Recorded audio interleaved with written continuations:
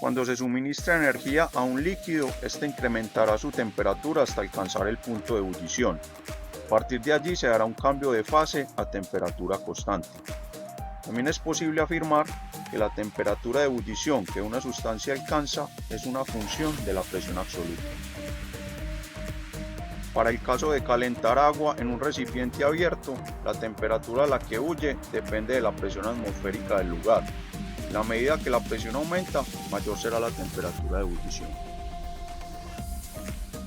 Por ejemplo, si calentamos agua en un recipiente abierto a nivel del mar, es decir, a una presión de una atmósfera, la temperatura de ebullición será de 100 grados centígrados, mientras que si calentamos la misma agua en el Everest, donde la presión es un tercio menos de la presión a nivel del mar, la temperatura de ebullición será de 70 grados aproximadamente.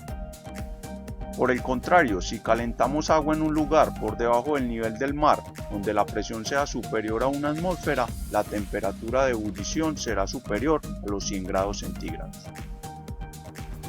Si graficamos la temperatura versus la entalpía o energía, podemos ver que a una presión P1 la sustancia empieza a incrementar su energía hasta llegar al punto de líquido comprimido.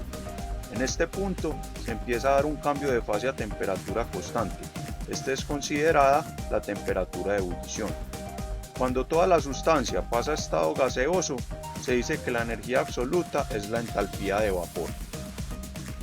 Si continuamos adicionando energía a presión constante, el vapor incrementará su temperatura y pasará a la zona de vapor sobrecalentado. Si incrementamos la presión del sistema de P1 a P2, la temperatura de ebullición sería mayor que la encontrada en la presión P1. Como conclusión, es posible afirmar que para cada presión existe una única temperatura de ebullición. A continuación se listan cada uno de los elementos que componen el sistema de pruebas de presión de vapor para diferentes sustancias.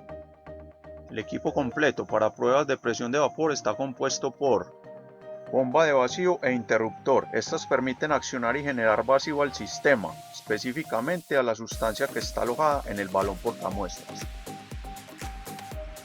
Balón portamuestras y sistema de calentamiento. Alojan y suministran energía de calentamiento a la sustancia respectivamente. La válvula de apertura de vacío permite que la bomba extraiga el aire del balón portamuestras para generar vacío. El vacuómetro indica la presión manométrica de vacío del sistema. El condensador, alimentado por agua fresca, permite que el vapor que se genera sea condensado para mantener el sistema en cuasi equilibrio termodinámico.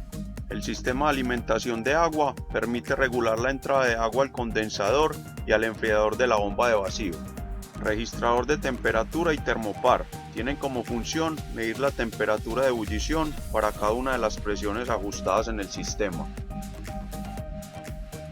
Válvula de alivio permite mediante su apertura controlada modificar la presión de vacío del sistema hasta igualarla con la presión atmosférica.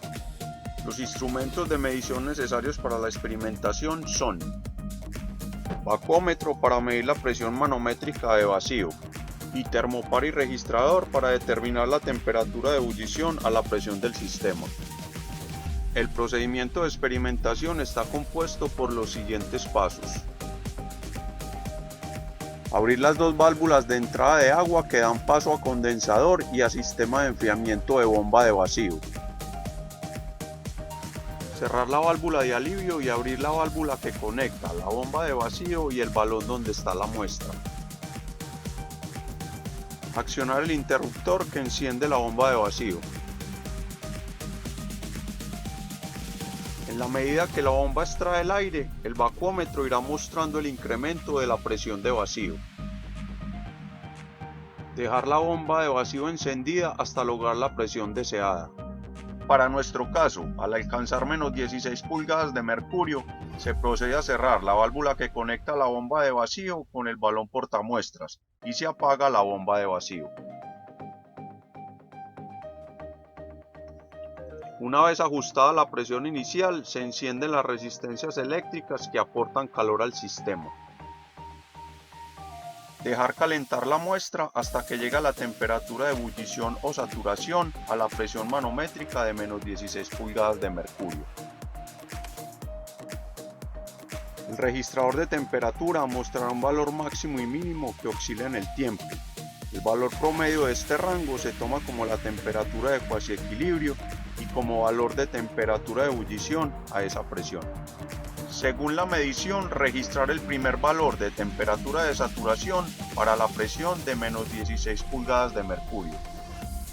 Abrir la válvula de vacío para ajustar la nueva presión manométrica de vacío, por ejemplo menos 14 pulgadas de mercurio. De igual manera que se hizo para la primera presión de ajuste, determine la temperatura promedio o de cuasi equilibrio. Esta será la temperatura de saturación o ebullición para esta nueva presión. Registre la temperatura de saturación para la presión ajustada. Para este caso, la temperatura a la presión manométrica de menos 14 pulgadas de mercurio. Disminuir la presión manométrica del sistema ajustando la válvula de alivio. Se recomienda hacerlo cada 2 pulgadas de mercurio hasta alcanzar la presión manométrica de vacío de 0 pulgadas de mercurio, o lo que es lo mismo hasta alcanzar la presión atmosférica del lugar. Para cada caso de ajuste de la presión manométrica se observará un incremento de la temperatura hasta que ésta llega al cuasi equilibrio.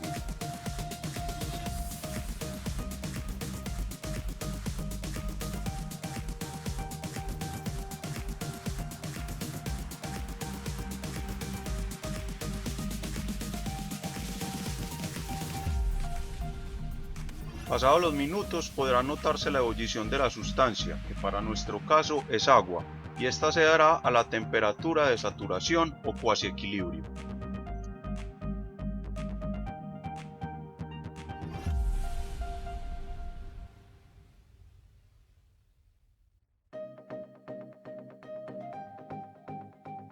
Registrar cada uno de los valores de temperatura de saturación a la presión de vacío de ajuste, hasta alcanzar los 0 pulgadas de mercurio. Luego de las mediciones en campo, verificar que se tenga entre 8 a 10 datos que relacionan para cada presión manométrica una temperatura de saturación. Cálculos y resultados. Utilizando un programa computacional de propiedades termodinámicas o tablas de los libros, hallar para cada presión absoluta la temperatura teórica de saturación y compararla con la medida experimentalmente. Calcule el porcentaje de error para cada medición. El siguiente paso es elaborar una gráfica del logaritmo natural de la presión absoluta versus el inverso de la temperatura, ambos datos experimentalmente, teniendo en cuenta unidades de milímetros de mercurio para la presión y Kelvin para la temperatura. Podrá verificarse que la tendencia de la gráfica es una línea recta que cumple la ecuación de Clausius-Clapeyron. Determine de la ecuación de tendencia la entalpía de vaporización y compárela con el valor promedio de la entalpía de vaporización. Halle el error porcentual.